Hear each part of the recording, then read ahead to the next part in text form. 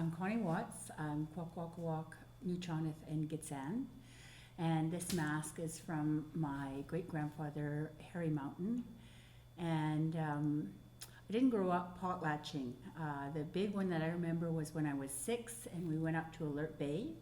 And it's the first time I saw the xʷməthkվəy performed. And it's the 4 bird masks.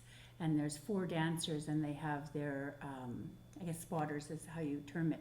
Their person that is helping them and leading them, because these masks are so heavy and they're out there for so long, they have to train to be able to actually dance the dance because it's so physically taxing. But it's amazing. And I remember at 6 years old, first of all, going into a family that I didn't know. This is my grandmother's family from the Nuu-chah-nulth territory. And we went in and it was still, you could feel the presence of the potlatch bands, because you still drove in under tree cover through this tiny little road. And I thought for sure when we got off this little ferry that we were lost. And I thought that we were just driving into the middle of nowhere. So we're driving down this tiny little road and we turn the corner and bam, there's the big house. And I remember thinking, oh, good. And there was lots of cars and people. Most of the people were inside, but there were still some people milling outside. And I kind of then realized that there was a lot of people there. And as a 6-year-old, you start to think of that you don't know anyone. And so I was a little hesitant, and not totally. I'm the more outgoing one in our family. I think my older sister was definitely more hesitant than me. So we went wandering in, and I just remember the family all around us, and it's the way we grew up all the time. Like our immediate family was always very, very close, and they were so similar to my grandmother's personality, and me and my grandmother got along really well. But I just remember feeling that massive presence of oneness, I guess is the best way of putting it. So when I look at pieces like that, even if I'm excuse me. When I look at pieces like this, even if wasn't raised in a carving family, I feel everything. I feel all the parts. I feel how everything fits together. I feel the way the lines move in it and come down. And I feel the look of the animal in itself. So if you think of this and you think of my upbringing and that kind of distant relationship with our traditional ways of potlatching. And even in school, learning about potlatching, when I approached to do, and of course I first got my interior design degree, and I started to play with Northwest Coast form even as an interior designer. Really rough, and I look back at my designs and I kind of tucking them away. But I look back at those moments and I knew at that moment I wanted to be surrounded by this feeling. And so when I first started, I actually started into art because of a head injury. So I fractured my skull in 2 places and lost reading, writing, and my ability to see anything, so to create. So I was kind of, it was 5 years after the accident before I switched into fine art. And I just started feeling it. And the reality is I wasn't one to go and sit with the carvers or anything, because I was thinking through the way a piece felt. And so my very first piece was the bear chair, and it was layered pieces of wood, which I actually realized in interior design, I actually did it in the interior. I layered out the Northwest Coast shapes. So I layered it, but I layered it because for me, the older wood and our old trees, the old growth and that beautiful depth that you could get in the carvings, we didn't have the same access to the wood anymore. So for me, I'm looking at technology, and we would look as a people, look at materials as something to explore, something to see, something to discover. So I was looking at this idea of all these plywood pieces, and I'm thinking, okay, so to create depth, I can layer the pieces back. So that's where I first started to actually layer the pieces, was to get that idea of depth and movement. Because if you ever see a layered cutout piece, you have to be right in front of it. And even if you're in front of it, you have to move up and down and around it to see it exactly how it's supposed to be and how it was drawn. So for me, that made you explore and see the depth of what is actually our culture. For me, it's a representation of what the depth of our culture is. It's always moving, it's always changing, and we're always looking at the newness of everything. So as much as I know the necessity of preserving our history, because so much got decimated in the 67 years of potlatch ban. And I was just driving up here and talking to my sister about it, and I said, you know, it's a really tough place. I mean, I love the fact that museums have kept the work. I'm glad for colonizers realizing that it is worth money, and the museums realizing that they could buy it, because I would rather it here, and as a lot of people say, stolen, than burnt, because they would come in mass. And I can feel myself even getting emotional thinking about the fact that you look at this mask, and there were hundreds of masks in regalia, and they'd pile it outside the big houses, and they'd just burn it. And I can't imagine that, because these are living beings, right? And for us, they're living beings. So when you think of that as a marking of some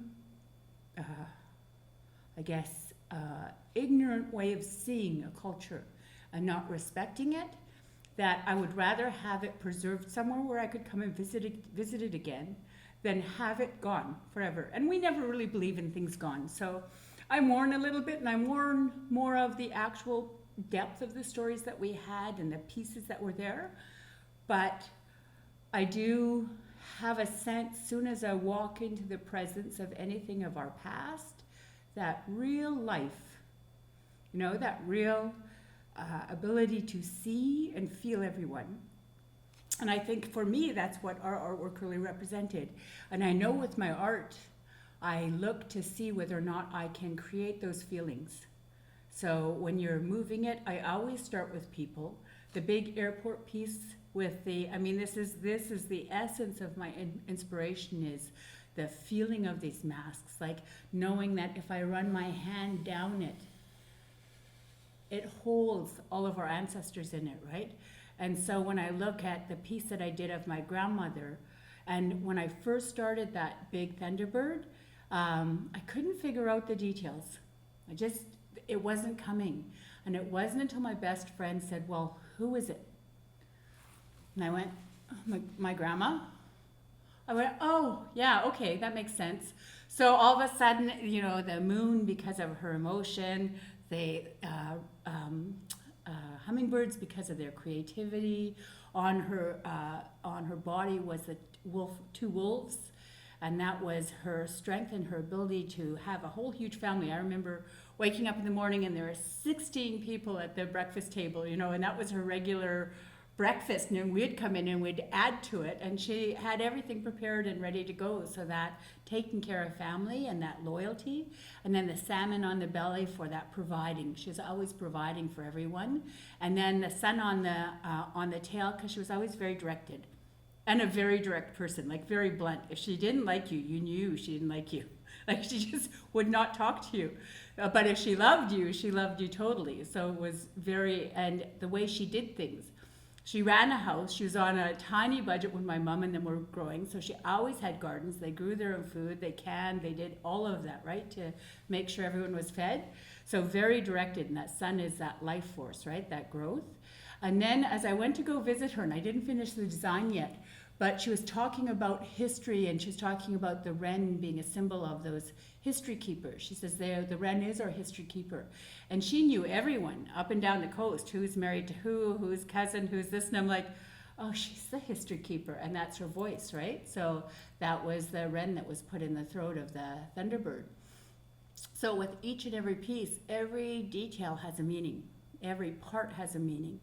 And I think when we were in the big house and we were looking at our feasts and our dances, everything had meaning, whether or not they were talking of the immediate now, because of course potlatches were alive. There was new things being written, new dances being created.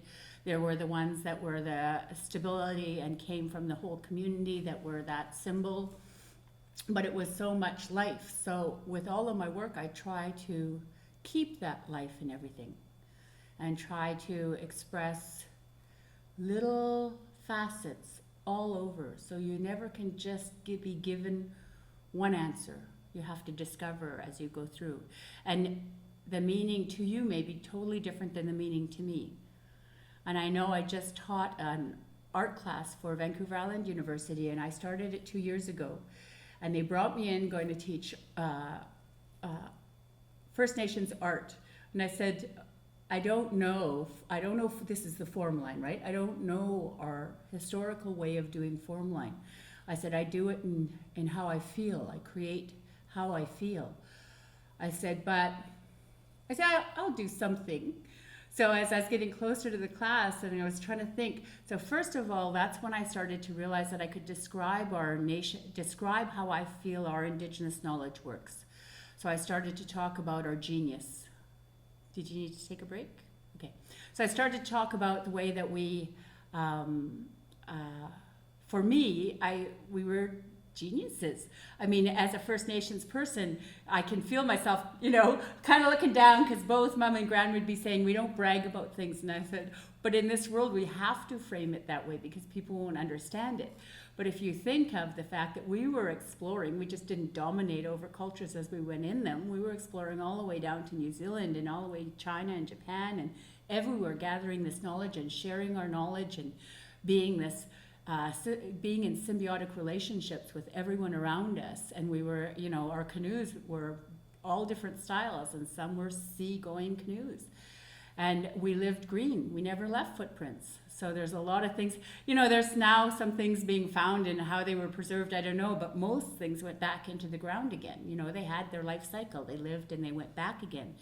And so we were green and recycling before it was cool and a thing and something to do, and just knowing that we lived as one and we weren't of the land. It was an essay that Gerald McMaster did, and he was talking about being of the land. And he says, it isn't a hunter-gatherer, it is universal. And I thought, that's exactly it. We were so connected not just to our own surroundings, but to everything around us. And we felt everything, and we were connected. So let's say, for example, today, my mother, she really needs to get a hold of me, will think of me. And when I was younger and in school, she'd think of me, and it would be in the morning time, because she's always a morning person, and I'm like, I'm not getting up to do this. So I'd race to class, I'd do whatever.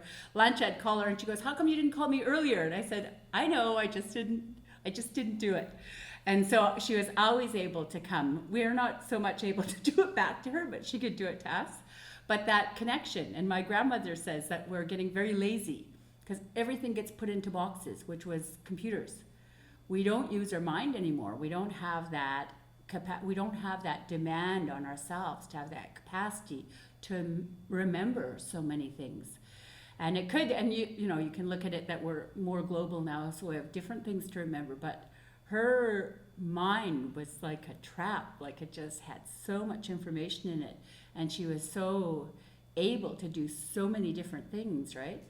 So that ability to see that connection and that knowing and that symbiotic living with the whole universe. So I taught that to these kids, saying, okay, this is us. This is our form line. If you look, the masters say that it comes because we were so harmonious, that we lived as one, and it's a symbol, our shapes, forms, and styles, because there is no First Nations words for ovoid, U-shape, S-shape. Those were made up to describe our work, which is, we all start to refer to it now because that's the way it's kind of been dissected, like science does.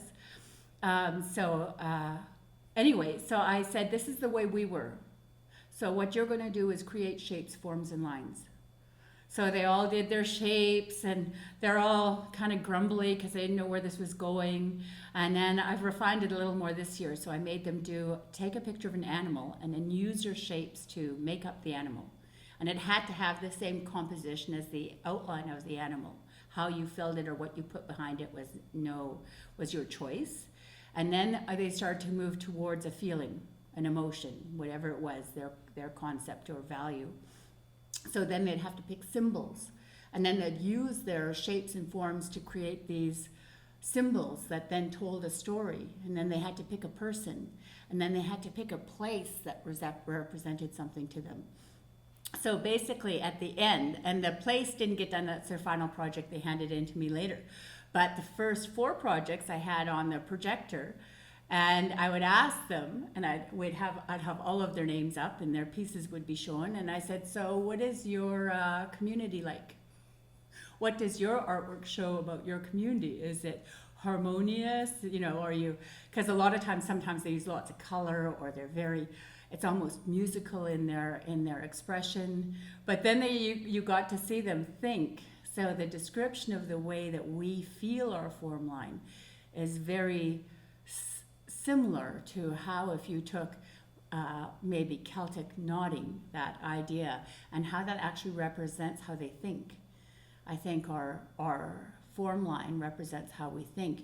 And I hope in my work I take that ideology of showing how it thinks and continue with how I believe our inventiveness and our ability to feel, think, feel, see, feel, know is all tied into the way that our whole energy emanates. I hope that comes through in my work. And I'm always working towards that, telling a story. That's why I always use a story, or use a person, or use a feeling, because then you can layer things into it to express it. That's all I've got for now. Would you like to ask me a question? Yeah, and how, related to your grandfather, so, and this mask, how was this used, or how it's related to you today? How do you... Okay, so this is my great-grandfather, Harry Mountain. We just went, my grandmother passed, and they had a memorial feast for her. So we went, and it's the first time I've been back in the big house since I was 6. Well, of course, it's not the same big house because in Alert Bay, the big house burnt down and it was rebuilt. But same feeling, same sense of family. We went up 2 weeks earlier because it's the first time that I started to ask questions around our family crests. So we have dances like the xʷməthkվəy, but with our family, our main family symbol that we use is the swan.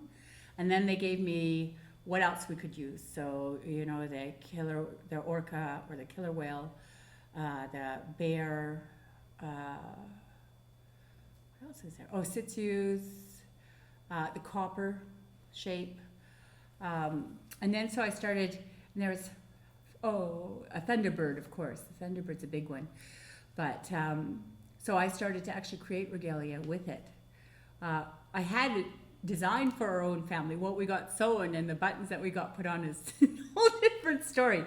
I finished my niece's button blanket and I have mine almost done. It has some finishing that needs to be done and some buttons to be added. But that's the first time I went back up. So that's the time. And my cousin Wally, he danced the xʷməthkվəy. He was, so you're invited into their society. So he was invited in and he took his initiation dance and danced the first dance that they accept you into the society, and then you work to be able to actually dance the actual xʷməthkվəy dance. So you kind of are invited in and you learn how to move and the entire dance. The entire dance is quite a process, right? And the 4 different corners, and they have these, the long beaked one. I don't know how they sit, but they sit and they get back up and they move. And so that was the first time that I saw that danced in that big house again, or in that territory again. So there's a very close affinity to it. And what about your work today at MOA? How this came about and what you'd like to achieve there?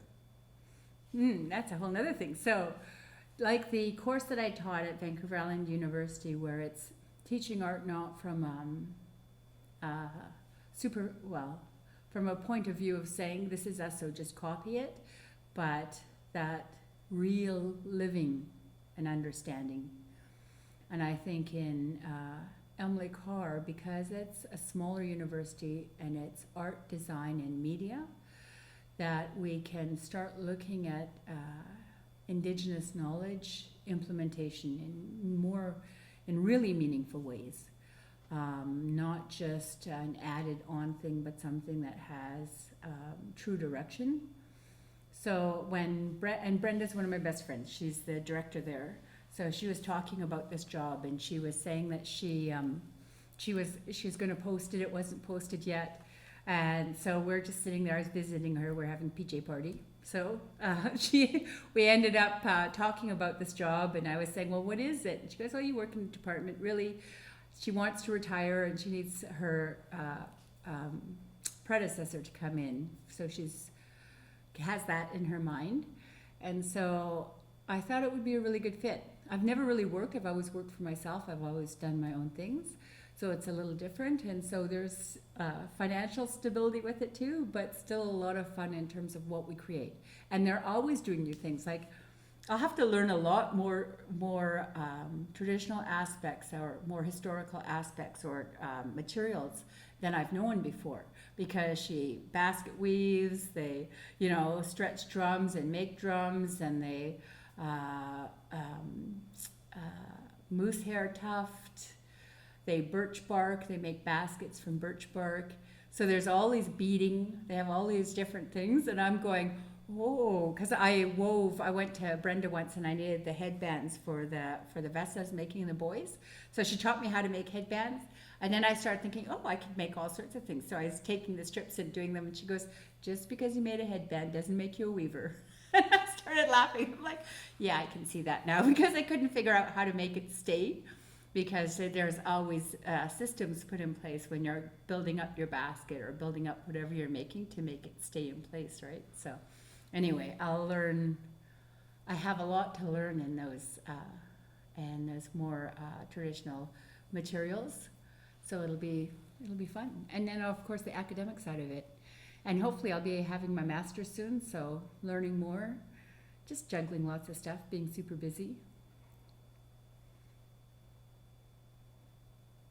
I keep looking at Karen too, because I'll see her ears perk up sometimes. Especially around the potlatch when I'm going like this, because it's so meaningful. And what about your contemporary work you have shown me, from your work as a grad student, right? The grad show that you had, the work that is in the ceiling with wood. Oh, that's at the Harborview Medical Center. Yeah, this one to now. How is this transformed? What's different? So, I realized I had childhood trauma when I was very young. And I realized that design was a way to access my creativity, but still kind of have a shield up, because you're not designing for yourself, you're always designing for other people. So I think that when I had this car accident, it made me, I didn't remember anything that happened before, so it took everything away. So when I started to create, I had no real boundaries, and I had no real sense of reality, because if you think of the grad piece being this big bear, wolf, and raven, and I think we had the templates cut 5 weeks before the grad show, and I'm still like, yeah, no problem, we could do it, yeah, no problem. So we did this huge piece, and then even the airport piece afterwards, and they're saying, oh, can you do this at home? I didn't even have a studio set up, so I'm like, oh yeah, we could do that. And then I get to Port Alberni, but telling Mom, I need a studio. And she's like, can't, because I was building stuff out of her basement. And she goes, you can't do it in the basement? I said, I think it's going to be a little too big for your basement. So she went and found the building. She talked to the band. They had an empty building, so I rented that building. But I was setting up things as I was going too, right? So I look at the way that I was producing back there, and a lot of it was just instinct. And I think sometimes, and it'll rebalance out again, but now that my thinking mind and I have all of my history back again, I still struggle with being seen. You know, that exposure of being seen. When I built my house in Port Alberni, and I knew it was a statement. I knew I designed it to express what I was feeling on that land. And so every time I express myself, I find out that I have to step back a little and kind of hide out again. And okay, I'm ready, and I'll go back out again. So I think that knowing that that want to hide has been hard to overcome, where it was easier just to design things. And not only that, I didn't worry about what anyone was thinking, because I barely was thinking. So when I was first getting out of school, a lot of it was just going, feeling materials, making stuff, feeling materials, making stuff. My mind is much more busy, but I also think that my expression of what I'm talking about now has more depth. So even if it's not, even if what I want to produce will take a lot longer and won't be as quick as my bigger pieces that I initially put out, I think that what I'm feeling and what I'm knowing about our culture will be better expressed. I'll take the time to see and express it. So, but there's that balance. I'm still doing interior design projects, which are quick. You know, you are in it, the architect's building, and you have to get stuff done. And in those interiors, I do sculptural pieces too. So it's still that same idea of that quickness. But again, I have the little shield of design, so I'm making it for a design space. So it's a struggle for me to feel comfortable with producing artwork, for showing my work.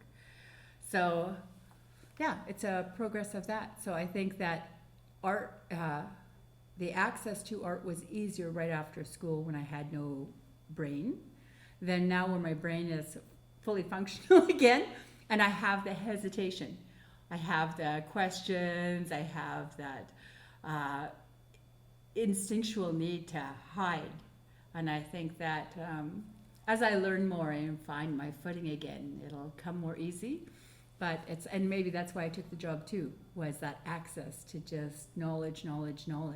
Because the more information I have, and I've always so in high school all the way up, A's, mostly A's. I got straight A's in grade 11.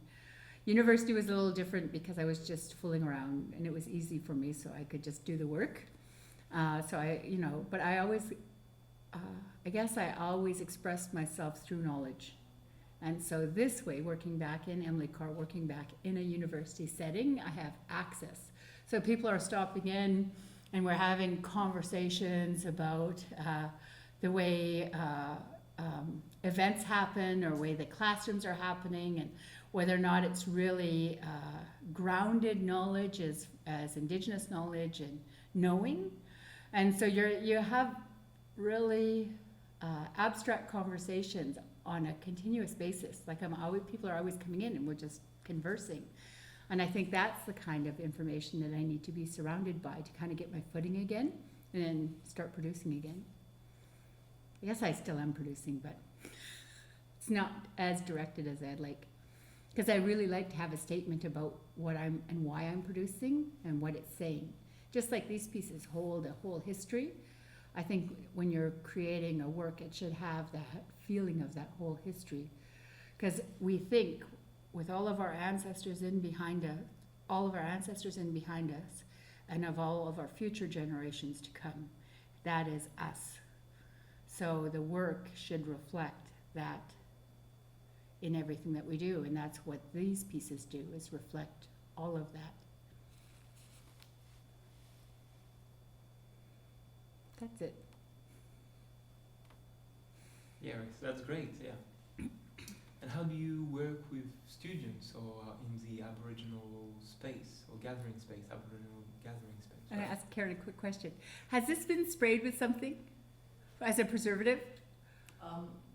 This museum has never done that. Oh, thank goodness. Okay, because Kathy just told me as I was coming up, and so I know I'm hesitant to touch it because it's in my brain that it has been sprayed with some preservative. The things that in this museum might have some sort of stuff, like, back in the day, like in the 1800s, or in Europe and places like that, especially in the United States, the old museums, they would use arsenic. Ah, that's it. Yeah. And so this collection, like the pieces that came directly from Kwakwaka'wakw community members and everything, that was in Yeah, so Um, they're, They've just been sitting here, like this museum never did that type of work. oh good. So Now I can touch away Yeah, in my yeah. head who was sitting in there going, oh, don't be No, I know, poisonous. yeah. When we get old things from other sources, then Yeah. we have to be wary. Well, especially in the States, it was so quick, right? That need to preserve. Mhm. So, okay, now ask your question. And now I might start playing with the mask because I want to feel it. Do you see the hesitation of picking up the mask? That's something that is odd for us. Because in the good old days, they would just think, oh yeah, I remember making this. They'd be picking it up to see it and know it. See the face?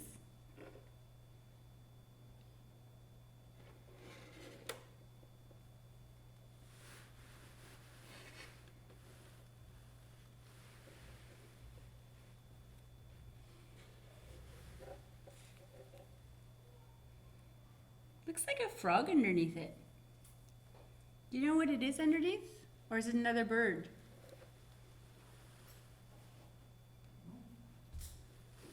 Hayimhima means I don't know in Nuu-chah-nulth. It's the first thing I learned a lot of languages is how to say I don't know.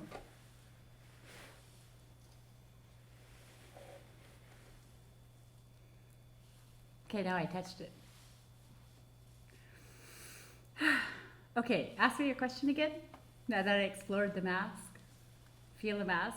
Do you see how we're shy towards these pieces? And it comes because we're removed from, well, especially me, I'm much more removed because we grew up not on reserve. We grew up in Campbell River. I was the only brown face till grade 4 when Joe moved in and he was Asian. So I had the only real dark hair, and then he moved in. I'm like, hey, someone else with dark hair. And then Bertram came in later on, I think in grade 5. But really, everyone was non-native, usually of European descent. So coming back into this space, and even when we were in the potlatch just recently, I could feel that hesitation, not knowing, and yet knowing. And I think that's the memory that runs in our blood that you have to trust. And then your logical mind that says, ooh, you know, it's so precious. And our ways are that it was alive and it lived. So it would be like walking up to someone and going, oh, you know, you wouldn't do that. You'd embrace and feel and see them, right? But I do have that. I have that hesitation towards pieces like this when I can, and it could be the power that they go like the feeling with them. Because every time I feel them, I feel like crying because it's things, memories of our people being whole. It's a big thing. I didn't know I was going to cry so much. Would you like to talk about anything else related to that? No, ask me a question now. I'll get distracted again. Then I'll go back and maybe cry some more later on. Yeah, related to your family and the making, are members of your family also makers or artists? No, I am in my immediate family, so my mom raised us, we're 3 girls. I was the creative one. And people said, oh, did you make art from a small child? And I think of the way my grandmother was creative, like she was always crocheting or knitting or sewing or anything like that. And it's the way that I was creative, except I like baking. I loved baking. I made a cake for my friend Rena for her wedding. She actually was going to get a whole bunch of cupcakes from the Italian bakery, and 2 weeks before and they said, come in 2 weeks before your wedding. Lots of time. We'll do it then. Well, she went in 2 weeks before and they were closed. Their business closed down. The family closed the business. So she's like, I don't have my cupcakes. I said, oh, I'll make your wedding cake. So then, and when I bake, I like to know what the flavors are going together. So I knew I was going to do caramelized banana cake. And I was thinking, but I don't want it just caramelized banana. So then I did a devil foods cake with it. So it was caramelized banana, devil food, caramelized banana. And then in between one layer, I did a chocolate ganache. And the other layer was caramelized bananas, literally bananas. And then I did a mascarpone dressing over top of it, frosting. And this one woman, and I knew every flavor as it was going through, that you could taste every little part. That's what I liked about baking, is that you were always mixing all your flavors and putting them together. So when I was younger, I used to do things like that. And I used to bake young. Like I'd mix everything up. We couldn't touch the oven, I think until I was 6. But I was already mixing up recipes. So at age 4, I already could double a recipe, half plus half equals. So we're really good in math after, because just doing that kind of calculation, you get used to numbers. Anyway, so I was baking really young and sewing. I had a little machine, I think, when I was 6, and they made tiny little ones for sewing. So I started making Barbie clothes, and I never had. We were really poor, so I always had to be inventive in how I was going to do things. So I thought, oh, good, I can start making all my own Barbie clothes. But being a little mind, you think, okay, the outline of the shape, right? So I did the outline, I sewed down here, and then I tried to stick it out my Barbie, and it wouldn't give way to make the volume. So I ran in the closets and I started looking at everything, and I realized there were darts down, that they left space. I couldn't figure out exactly how they did. But I made the simple form, and I made sure that she had room for the head to fit in. So I would just go and look, and that's how my grandmother did everything. She didn't often use patterns when she was making knitting things. She would just look and see, and I guess she'd count, because she was a knitter from way back when. So I would do the same thing, but with sewing. And when I was really young, I would occasionally get a coloring book. But I wanted to save my coloring book because I didn't want it to get wrecked. So I'd take papers. Mom would always be working in some school system or something, so she'd have blank papers. I'd take the papers and I'd draw out the drawing in the coloring book. And then I'd color that one, because then I had my coloring book still good. So I had lots of stuff like that kind of motivated me. And then lots of crafts, different things. The TV Guide was out at the time, and they had little craft sections. So this one was using old TV guides, and you had to fold them in a certain way. And then I had to go to the craft store and get a clown head, and you cut out the feet out of cardboard, and you used felt for their little buttons coming up. Anyway, I did this whole little clown, and I think you had to fold 5 or 6 Reader's Digests, and they were quite thick, so just folding, and I folded all of them, and then I realized with 2 I folded them wrong. Unfolded them, refolded them all, and my mom said it was so painful to watch. I was saying, it looks good, just use those maybe in the front. And I'm like, no, that's not the way it's supposed to be. So I fixed my little clown. I think she still has that little clown somewhere. So I was always making things, always using different materials. As I got older, sewing-wise, would go, and where I was shopping in the thrift stores, so I would find different clothes, so I'd remake them, mix them together, restitch them in a way that I liked, or take them apart and use the materials. So it was always just a process of always looking at the way things go together and making. And my mom got my sister a mechano set. She got me a science set, which I gave to my sister because I never used it, and she gave me the mechano set. But it's those little, do you know a mechano set? Sure. Yeah, with all the little parts and and I would spend hours. And then all of a sudden my mom would come home and I'd look, and I'd have the drawbridge working, And that's what these masks and things do, right? You can see them. How are we going to make that better? The transformation masks, how are we going to make it work better? And that constant need to just improve on anything that you're doing. But those mechano sets were exactly that, like making drawbridges. I can't remember. A crane. I made a crane that I could lift stuff with. And I think I made a car or a tractor or something. Anyway, and it was one set. So you put it all together, ta-da, and then take it all apart. So maybe that's very much how we used to think, right? You always just reused. You didn't get new stuff. You didn't store it. It was just reused again. And I never thought, oh, that took so long, I have to keep it. It was not even in my DNA to think that way. You're always looking at, oh, and now I can make something new and take all the parts and use it again. So, anyway, so that's my creativity when I was young. I was always an academic in school, so always math, chem, physics were my favorite.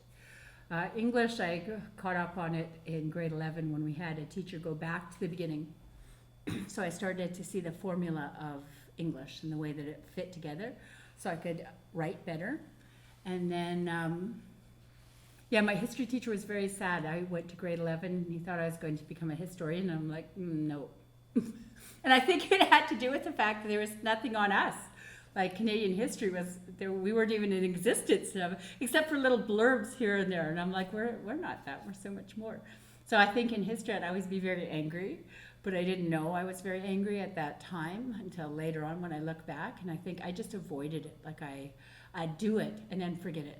Do it. The exam would come up. I'd like, yeah, write it, get a good grade, and then forget all of it. So that was kind of, and then design came through. My going to University of Manitoba, my mom knew we were going to university. That was a prerequisite for all three of my sisters, or my two sisters and me, was to go to university. So she came in, and I guess I was avoiding it. I didn't like making decisions. So she had come in, she put the university, when we had calendars then, it was not online anymore. She put the calendar on my bed and said, okay, so what are you going to take? And I said, I'll look. So then she came back in, I said, oh, I'll just look. And she was flipping through it, and she says, doctor, and I'm like, I don't want to get messy. And then she started doing that, flipping through, saying things, and I realized that the only way I'm going to figure out what I want to do is by taking away what I don't want to do. So medicine was out of there, law was out of there. There were things that just kept falling by the wayside, and architecture was the thing that stuck.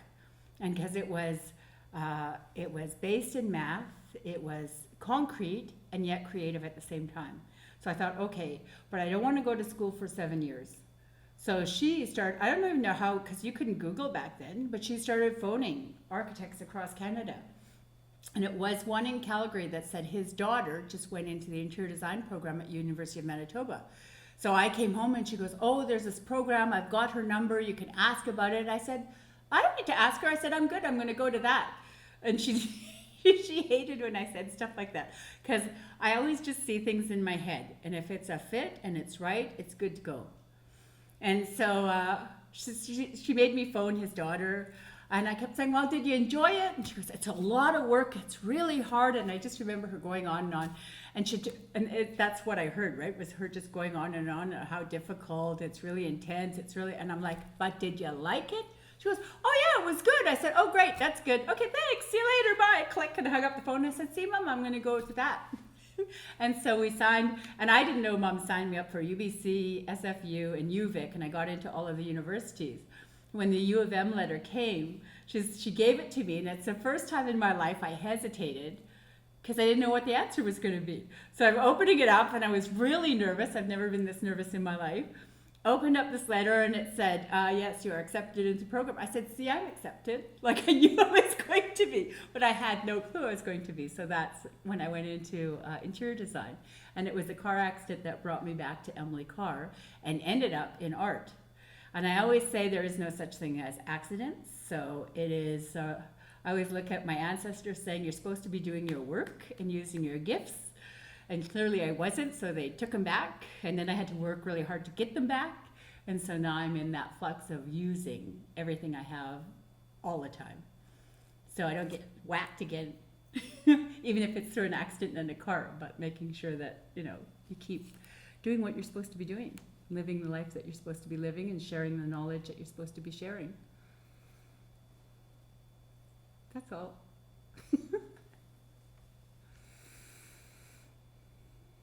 Unless you have another question, I'll just keep talking. Fantastic. Yeah, I mean, it's great, yeah.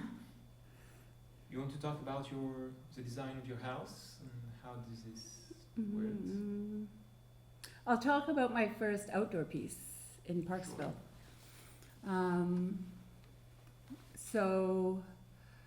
I didn't do, the biggest public work I did, well, it was a corporate work, was Hetach. And it wasn't until Parksville came up and their business association had funds to do a sculptural piece. And they were looking for a maquette. And it was the saddest maquette that's the whole hesitation, right? I'm always fighting with actually doing something, because as soon as I show someone, it has to be real. So I did this very sad maquette. It had the essence of the piece. So it's the piece with the seal, and they're all kind of posing in that circus kind of on the ball. The bear and the raven. So I knew it was water, land, and air.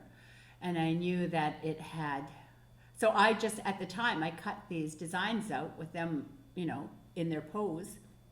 It didn't have the central tree of life. It wasn't in a radiating form. But and I'm thinking, how am I going to make these things stand? So I got a block of green floral, the floral blocks, and stuck them in there. And I'm like, here's your maquette. I dropped it off. It was late. And so he phoned me. And that's me not wanting to do something, right? Not wanting to. So you have very strange things come out, like avoidance, massive avoidance. Anyway, so he phoned a little later and he says, so Connie, we're going to put this out to call. And then they put it out to call. And then he's they were wishy-washy around me doing it or not doing it. I guess their response wasn't what they wanted either. And they kind of liked the sad-looking maquette, my first one that I made. And so he called and he said, I think we're just going to put this off, and maybe, you won't be the first artist to do a public piece in Parksville. You'll be later on. I said, oh, that's great. I said, the budget that I gave you will probably double, but that sounds good. He says, oh, maybe I'll just talk to them one more time before we go. So then he calls back, he goes, yeah, you got it. He says, go ahead. So then I made my reel, because I'm thinking that it's alive now. It's a piece, right? So then that's when I actually built the maquette, and I realized that they were tiered up, so from water, land, and air, and then that central figure of that tree of life. So the story started to build after I always know in essence of what it looks like, and it's not until I'm in it before I see the design.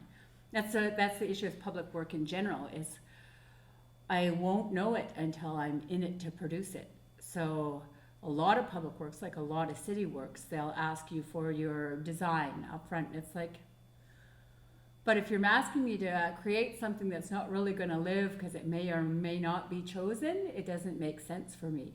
So I've never gone down that public work. But this piece was accessible because it was a business group coming together. So it was a group of human beings sitting around and deciding that this is going to happen. And so when it works that way, it's very easy for me to see the life in the piece. And all those little parts. So after I had the tree of life, there was a little butterfly and a bee and a dragonfly that ended up in the top. And it's just that little extra inside of it. And the words down below with explore, embrace, and can't remember what's on the raven. Anyway, entice. So their words came out. The moon on the round shape came out. So it all starts to kind of come to life as I can see it living. So when they said yes, I could see it all coming to life as it was going through. And that's how I tend to work in most pieces. But that was also thinking of outdoor pieces. And because I just worked at the Olympics and had all 50 some odd pieces installed of different artists' works in the 16 venues, I knew all the rules around public work. And the fact that it had to be built so stupid people could climb up it and it would stay intact. Because if they fell off of it and it was all intact, it was their fault. If it broke in any way, it becomes the city's fault, right? So it's built very well and very stable and can withstand people climbing on it. But I went back, and I guess the circles in the cheek of the moon fit a bottle cap, the Heineken bottle cap, perfectly. So these guys someone must have stuck one in, and then they went all the way around. And I was laughing at it, and then I thought, oh, you better take that out. Mom hates alcohol. And she sees a piece with Heineken caps in my piece itself. And I guess I'm a raven, so I realized that's kind of playful. And you knew they were out partying one night, and some genius decided, look, it totally fits easy. So the city, I tried to pop them up, but they were just a little too in there, so they'd have to take them out carefully to actually not wreck the piece itself. So there's funny things like that happen with public works. And I did this piece for the residential school. Now that is a piece that makes me cry too. Maybe not this time, but when I'm there and reading it or being it. But so it has the Thunderbirds. I use the Thunderbirds, and they're all facing, the tails are all facing in. And on the residential school side, because it's a moment in time, the Thunderbird's wings are down, and it's devoid of any design. There's children in the front that you can see they're remorseful, because even if maybe they're not abused to the same degree that other kids were abused, they still were so broken.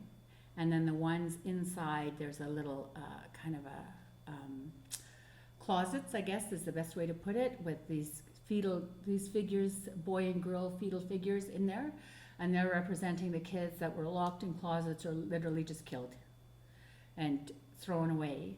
And then the parents are attached, everything's attached to the columns, attached to the piece itself. There's a centerpiece that divides the boys and girls.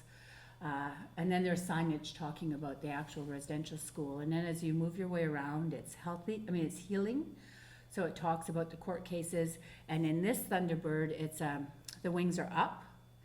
And it's a more contemporary version of our Northwest Coast. It's more closer to my style of the way that I design. And I have a skateboarder on one of the wings that says Spirit Nation. And then on the other side, you have a drumming circle with drum beat. So it's that balance between the contemporary youth doing just youth things and our cultural resurgence coming back. And then there's a mother-daughter figure hugging in the middle. And there's a little angry boy on one side and a father kind of coming back into the picture on the other. And they're still attached to the columns because they're still holding that anger for that history and rightful anger. And then on the healthy side, which is continual, we've always had healthy, different degrees of it because of the atrocities that happen, but always healthy. So that Thunderbird, I always loved Art Thompson's work. So I looked at his stylization and recreated it in the cutout forms that I do. And in the middle are the wolf dancers and the female dancers that usually line up on either side while the wolves dance in the middle. And so that's the healthy side. And on the healthy and healing, the kids from Hahopik came down when we poured the concrete. And I said, put your hands in it. And sure enough, one of the kids said, can we do other things than just draw handprints? And I'm like? And I said, well, I like to draw a sun. And then I said, yes. And all the girls' eyes lit up. And this little boy looked over like anything. And I'm like, yeah. He takes his shoe and goes, and splits right in it. And I'm like, oh, don't get your shoe caught in there. So I pulled his foot back out, but he wanted to. And it's a really deep impression. But on that healthy and healing side, you have those children markings along with it to show that life. And in the Thunderbirds all come into the center because when it rains, the gutters come right down the center and all of the rain conglomerates into the middle. And I say that's the millions of tears that were dropped for that moment in time. And so this piece, when I was doing it, it was the same aspect of knowing it. We had more community engagement talking about it.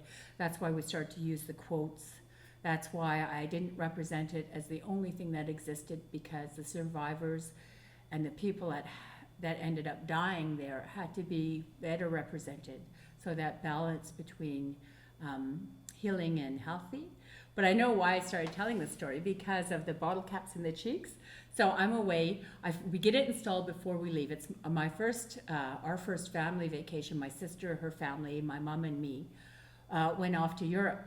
So I'm in Europe and I'm 2 weeks in, and I get this email from one of our band members saying, your piece has been vandalized. And I was like, oh, I didn't even want to think about it.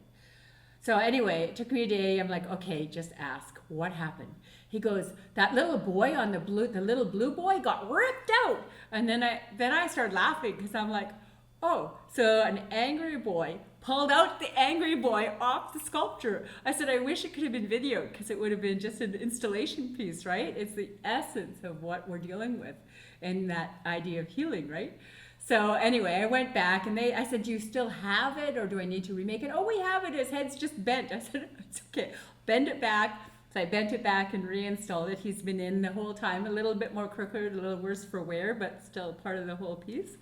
But I always think that that's how you can tell our pieces are alive, because things like that happen, right? Things that are just part of the storytelling. So anyway, those are outdoor pieces that I have created so far. I have another outdoor piece for Hydro, and it's based around my grandfather, same idea of storytelling. And I heard a story about the Thunderbird being up in that's where he nested, was up in the mountains. And so when I was thinking of hydro and water, I thought, wouldn't it be a cool story with there's the Thunderbird just playing one day, stirring it up, making that river run really fast. And so then I thought of my grandfathers and all of their hard work, from Harry Mountain, my grandfather Percy Starrett, and my grandfather Tom Watts, all of them incredible hard workers. I remember my grandfather, I was out fishing on his fishing boat once up in, we'd go off of Prince Rupert, and they would go out, they'd take their boats all the way up and they'd go days. And I remember waking up and looking at him, and it was kind of nighttime. I must have stopped, had a nap in the afternoon.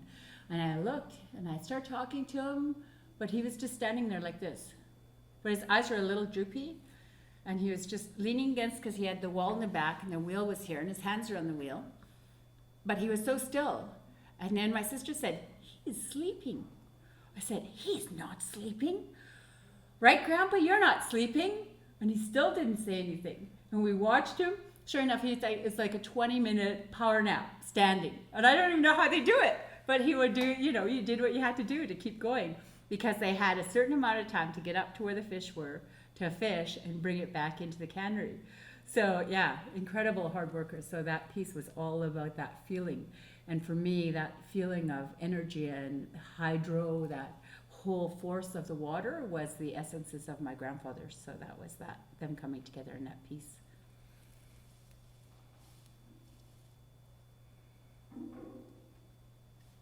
That's the end of that story. About hitting my brain, and because I wasn't living my life and living with my purpose, I think that's the sadness we feel with these pieces, because even if they're spectacular and you get to see, people that were close to the masters back in the day when they were literally living our culture and feeling our culture and using those lines to express that emotion and that feeling, that you can see that strength come through every line and form in these pieces. Like you just have that sense, and that's that sense of wholeness, that sense of knowing, that sense of being, as we call it, living our ways and being a human being. Because the term human being had to be earned all the time. It wasn't just a momentary thing, it was an ongoing practice. And I think that these pieces have that sense of that in it. See, Karen got lots of more stuff out. Just popped it out there. And you want to describe the mask in the language, or? No, because I don't speak our language. Oh, okay, I saw. So, but I've taken one language class where I could say and do my, like, xʷməthkվəy, which means I'm Connie. I can't remember it now. It's been too long. But it's kind of, we learn this introduction in our beginner class. And so I learned how to read it. And one of the elders says, well, it would help if you listened to elders a little bit more. So clearly my pronunciation was still off. And that's our gentle way of all of our people teaching us, right? They wouldn't say, oh, you have to work on this. They say, oh, they'll give you a solution. Maybe you want to go listen to the elders a little more. Because I guess my enunciation and my way that I said the words, we tend to chop it up into its syllables rather than just say the entire word. Like my grandmother was more direct. She'd be like, why are you talking like this? Because we kind of had it in the syllables because we were learning the sounds. But I said, because that's the way I sounded out in my head. That's how I see it. So anyway, I don't have fluency in our language. That was actually the first piece that I showed here at the Museum of Anthropology, the one that sat beside these beautiful helmets and masks, was Vereinigung, which is German for the act of unifying. And I called it that. My mother was kind of perturbed at me because she says, well, why didn't you call it one of our words? And we were in Campbell River then, it would have been a Kwakwaka'wakw name. But I said, because in school I took French from grade 8 to 12, and I took German in for 3 years maybe, 10, 11, 12. So I had access to those languages. I didn't have access to our own language. It wasn't until my mom and, I can't remember who was working with her at the time, but they started Native Studies, and a component of Native Studies was the language. So they started working on the language, but that was after my time, after I left. I said, so that first sculpture was called Browningung because it is that fact that we didn't have access to our languages. We had access to other languages, but not our own. So, yeah. So I can't describe anything in either 3 languages, and I'm very distant from Gitxsan. I think the last time I was up there was 12, really up there visiting the family. And then when my grandpa passed, and when we went and flew into Kispioks, there's the 7 Sisters, the mountain range, and there's a different, when you walk into wherever your family's from, you feel that connection again. And it may be one of our historical pieces, or it could be the landscape, whatever it is, and it's imprinted in everything that we are. So when I went back up, wasn't necessarily my family, I didn't have the same connection with my family up there, but, well, some of my cousins, but seeing this land that we used to spend time in and know and then travel around and all of that same feeling, but those 7 sisters, and there's a huge story with them that I don't know, but I know that they're significant, and you could feel their significance as soon as you come into the space. So it's things like that we keep going up and picking up all these little pieces, right? And I guess that's the beauty of having access to a collection of our old works, because we wouldn't have had it otherwise. There was too much trauma and too much devastation in a lot of our communities, so they didn't, only this, there were some very dedicated, beautiful artists. Art was one, I mean, there's a long list of carvers that came out, but a lot of times, and I didn't realize why our movement, because of course a potlatch banned, so they couldn't create for potlatches. So they would figure out crafty ways to do it, and it was the tourism trade that came in that started people having their right to carve again, because they weren't doing it for, I don't know why they banned our potlatches, but, well, I do know why, I just don't like saying it. Banned our potlatches, but they could make it for collectors and tourism and everything else. So there was a big resurgence, and it was in the essay again that Gerald McMaster did. He says it lost a sense of its use, because we did, like I was talking about this piece being made for someone, so that person that was crafting it was making it for that particular person. So there was still stuff, especially in the Kwakwaka'wakw area, they never quit potlatching. And I found out in Comox, they never quit potlatching. They would just do it in kitchens.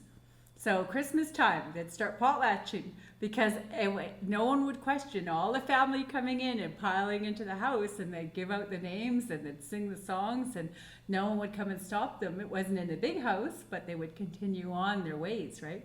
So we always found different ways to continue. But I know that and it could be the strength of these pieces from the Kwakwaka'wakw territory, that they never quit. They never quit potlatching. Things would get burned, people would get tossed in jail.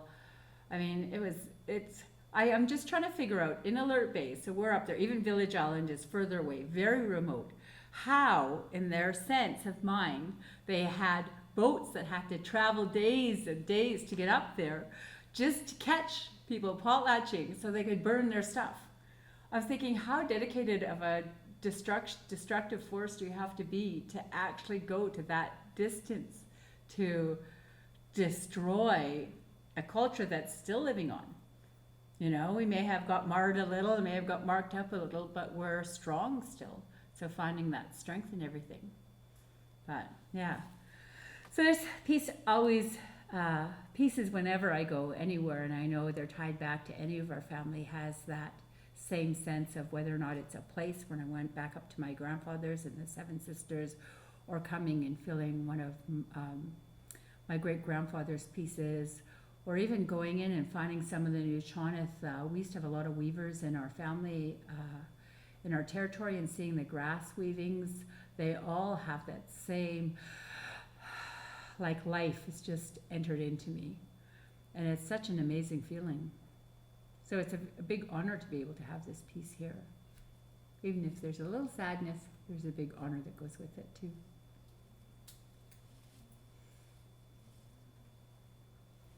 You have any more questions? So there's, more and more, there's pieces Mm-hmm. Sending out quite a big amount of things for Ruby Dawson family. Excellent. This long weekend. And so it's, you know, quite an interesting thing in terms of bringing things into, like, trying to connect these things to life again, right? Mm-hmm. So it's a museum artifact, but it still actually has this ongoing life, like it's used and then it comes back and sits here and then it goes out. And so some pieces have done that quite a bit, and new pieces too, like Willie White's Road, it's being used a lot. Mm-hmm. Thunderbird Bay. What an incredible, that's new. Well, it's been going on for quite a long time here with some pieces, like Law has used his loom headdress, Mm-hmm. his first and his second potlatch. Mm-hmm. Oh, we even carved it out to fit Law's head better, without anybody knowing. We all laughed about that, actually. Yeah, see, those Kwakwaka'wakw just do what needs to get done. Ask for forgiveness later on. But it brings a new kind of relationship and dynamic to a museum as well. Mm-hmm. I find it quite exciting. People like Gloria Cranmer-Webster saying, we shouldn't be borrowing these things back. We should be making new ones. We don't need to borrow them, you know, as though it was begging for something, like Yeah. carve the new one. But whereas for other people, it's like something in that old one, that intangible thing that is that connection, right? Well, and it's that sense of life of the piece and honoring it. So it's actually, it would be like leaving our elders in an old age home. That analogy that they shouldn't be danced or borrowed, that idea is like just leaving them. We'd never leave them. They're part of our community. They're part of our life. It's the fact that everything is alive. Yeah. And so allowing that access of that life to be breathed back into the piece again and brought its own life back into the community again. There's that dynamic energy between the two that make it remarkable. That's so exciting. Is someone documenting as the pieces go in and out? You mean like film-wise or something? Yeah, it's film, people talking about it. The kind of the end when a new piece comes into the village, what the feeling is around the piece.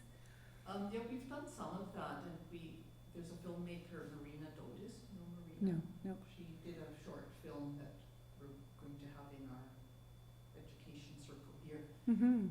for this potlatch breaking bear. Like it's a big bear stamp we used to break coppers on. Yeah. That was brought up for a Scow family potlatch a year and a half ago. We brought that up. Yeah. And it just stood there at the front. And she made a film, and so she interviewed the young chief who was taking his place, Byron Alfred, and it's very new to him, Yeah. reconnecting to that, like these kinds of things. And so he speaks about that and what it meant to him. Yeah. And the bear, like you could smell the smoke in that bear now. Yeah. And That's a life back and forth. It's sitting back in its case, but Mm-hmm. smell. No, all of that's fantastic. And that Great. smell is the essence of the big house, right? That big fire in the middle, and knowing that just that whole, I don't know what it does. The sun breaks in the morning time and it comes straight through, all the smoke coming up, and it's such a incredible, powerful feeling. And those pieces that are danced in there bring that same sense of energy into it. So having them coming back, I always think of them as our ancestors. They're part of us. And so I think that is a remarkable opportunity of not only letting the piece live, but bringing those stories back with it. It's allowed to live again, you know. It's only out for a bit, but it comes back and it's allowed to live its life. So it's just, life is just going to be extended a little longer than what initially was. One day maybe it'll go back again and that'll be it for its time. But yeah, that's a remarkable thing. Like, that's exciting. That makes me feel excited. My little sister will be very happy to hear that the pieces are going, and there's no arsenic on ours. So that's fantastic. She'll love that. Because she said those are pieces, and she has that same feeling. They're supposed to live their life, is what she said when she was coming up here. When I was talking to her and coming up and talking about, you know, going into the museum, seeing these pieces and loving them. And she's like, they're alive, they're supposed to be living. And so, yeah, she'll love the fact that they're being sent back home and being brought back into the family. And that's how we felt going back into the potlatch after, I think it was 2 years ago now, for my grandmother's memorial, is being brought back in. I actually did a piece called, for Potlatch 6767, A Thunderbird Woman. And it was that, because the xʷməthkվəy dance for me is so massive and huge. So I was thinking, and the Thunderbird's very strong in our family. And I was thinking, Thunderbird Woman. Then I kind of thought some more, and I thought, wouldn't it be incredible for this to honor, because I know so many of the women have been knowledge keepers for what has been lost. They have kept lots of information and knowing, and they took care of the kids, and you know what I mean, that sense of that old school, they were at home, but they really took their roles on holistically. So Thunderbird Woman is that sense of, you know, mom keeping us and raising us in a First Nations way of learning and understanding, not necessarily taking us to potlatches and stuff, but we lived First Nations. So I thought, all of these women that have that strength inside of them. So Thunderbird Woman started going, and then I started seeing her in the big house and coming in and feeling shrouded. And that was a direct response from feeling that the xʷməthkվəy dances and feeling, and when I was first growing up, they started to say, oh, it's only men allowed to dance it. And of course the women came back in going, no, it's people dance the xʷməthkվəy masks. So anyway, this idea that first of all kind of men dominated in the big house again, and I thought there's been nothing that recognizes that strength of that female embodiment of knowing and being and that survival. And so the Thunderbird Woman is entered in, and she's shrouded in white cloth and layers, rags, tons of it kind of layered over top of her. And so you see this figure in this white shroud entering into the big house, and these 4 supernatural beings are around her, guiding her in. And I described it, and I don't have I haven't designed them yet, so I don't have them in my head, but they signify different things like our ancestors, the energy of the universe, life itself, and I can't remember, the fluidity was the other one, so the water and the wind and that movement of energy. And so they bring her back into the big house, and it's the way that we've been kind of removed and feel distant from it. And so they gradually start as they are chanting around her. And I always thought I should get together with Juan, he can write music for it. Anyway, they're taking these shrouds off, these 4 supernatural beings are taking these shrouds off and putting them in their little pouches that they have. And their masks are designed based around what they represent. And as they get down to that final shroud, it's a big cloth, they each take a corner and lift it up. And when they lift and move it off of her, you can see her wings, but her head is still down. So they start to use, and they all have 2 staffs, and they're designed for their energy that they carry. And they start to dance around her, right? And bring that, and it's almost like an idea of that cleansing, right? That movement of that cleansing, whether or not it's with branches or smoke or whatever it is, that they start to move around her. And as she feels their energy going through her, you can see her head kind of coming up, and she kind of starts moving, and then you see her Thunderbird, right? And you see her wings. And I always imagined this, because of all our technology in costume design, as being bigger than anything that has been around. So you see her wings sitting here, and you see her head, and you see her kind of looking around, and the ancestors are still, the supernatural beings are still around her with their staff, moving her as she's going around the big house. And she's searching and looking at people and kind of, you know, leery, but kind of curious and welcoming. And then as she starts to feel her strength, she goes up to each of the supernatural beings, and they then part into their 4 corners. So she goes up to each of them and thanks them by dancing, by giving them energy back again. And when she leaves and moves on to the next one, they go into the center, and all the white shrouds that they put in their little pouch, they give back to the fire, because it takes it and re-cleanses it, right? And so she moves around to all 4 of them, thanks all 4 of them. They all throw the shrouds back into the fire. And then they all start coming around, and then the beat picks up, the energy picks up, and she starts to, they all are dancing in and around her, and they all stop with their staffs and bang them down. And when they bang them down, her wings open up, and her head flips up. She's a female figure in the tree of life. And then that's the end of the performance, is her just opening up and being whole again. And in this tree of life, you have the children, you have the families, you have all of that sense of life that she carried. So what I made for the show was the Thunderbird Mask, which could not be danced because it's way too heavy. It was my first carved piece. And I made the wings that went around that sat with her. But it was born from that story and that feeling of the being in that big house again, and seeing and feeling these dances and feeling that life. So one day, I'll create that piece, the whole piece. So, I don't know if you knew that story from that. Yeah. They just put, did you see the book that the Comox Art Gallery did with the, I never can say the Comox dance group. No, I can't say it. Starts with a K anyway. It's the Evertsons family, their dance group, but it's online, and it's a downloadable online catalog. And it goes through what they did. So they were in collaboration with the gallery.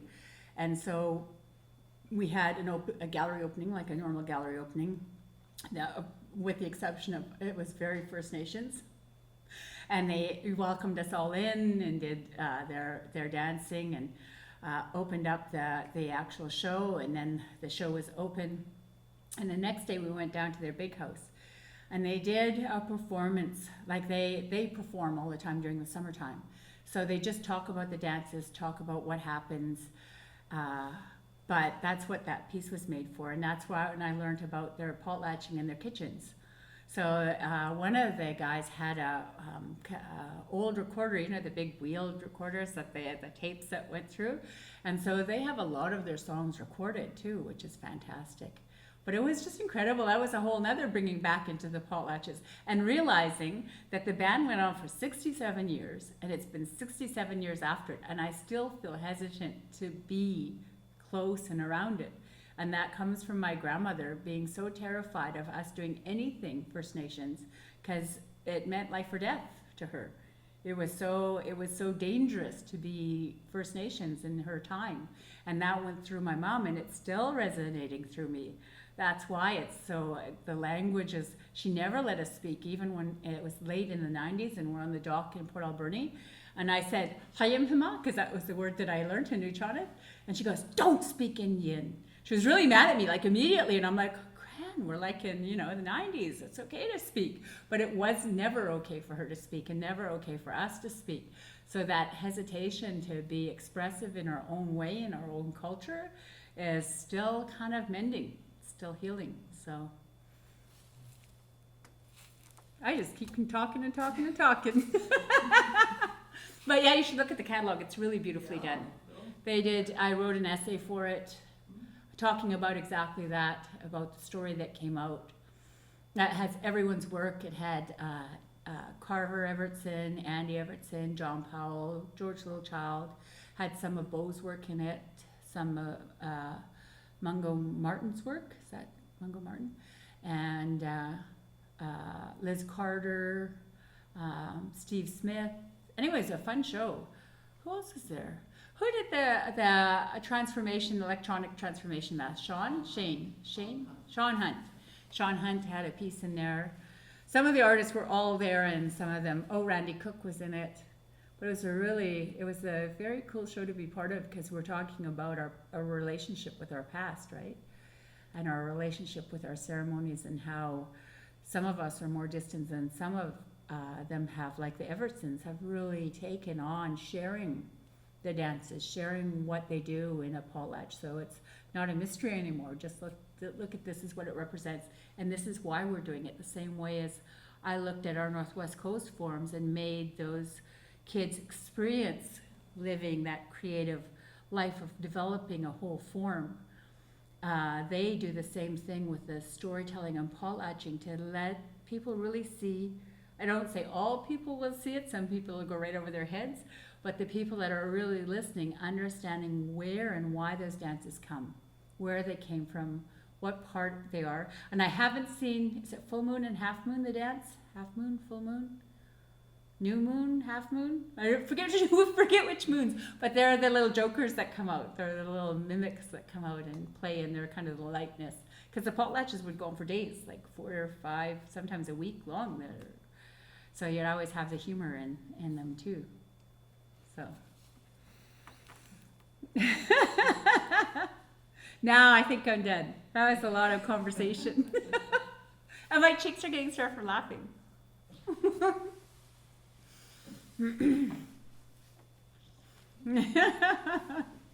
But yeah, check out the catalog. It's good. I remember hearing about the show. They did a really good job, but actually they were looking at traveling it somewhere. I don't know about, yeah, I know they're looking at traveling it. Well, it'd be nice to make it bigger. You know, that same concept, but bigger, that So same. where was it actually? Comox Art Gallery. Oh. So if you Google Comox Art Gallery, they have a link to I think it's called Potlatch 6767 Now and Then. Can't remember, it had a very, Right. and it was actually called Copper, the whole event, everything from the community gathering and the show itself, that whole production had a different, something about putting the copper back together, fixing the copper, Oh, but it was in the Kwakwaka'wakw language, right. Kwakwaka'wakw language. So anyway, it's good. Mark keeps saying, I'm just going to let it roll because you keep talking. And that's good. That's this magical way you just turns on the camera and people talk for the next I know. Thank you for bringing out the mask. It's fantastic. Thank you so much, Connie. Yeah, absolutely. Fantastic. I did have something to say. I said to Kathy, I said, I'm a little tired, so I don't know what I'm going to talk about. And then it just, flew out of my mouth. Thank you very much. Thank you. So hopefully we'll get to see this sometime. Yes, hopefully soon, as soon as I can. Yeah. Great seeing you again. Yeah. You have to come down and like, visit. Yeah. I'm in.